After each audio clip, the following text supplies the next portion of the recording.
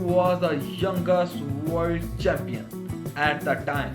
He defeated the John Spencer in the final. This victory shocked the world, changed the snooker image forever. Alex Higgins has serious problems: alcohol addiction, gambling, smoking, violent temper. He often argued with referees, fought officials, abused journalists. He was fined multiple times, banned from tournaments, suspended by the snooker authorities, yet fans love him. Why? Because he played the snooker like an art. In 1982, Alex Higgins won the World Championship title again, but this victory was different.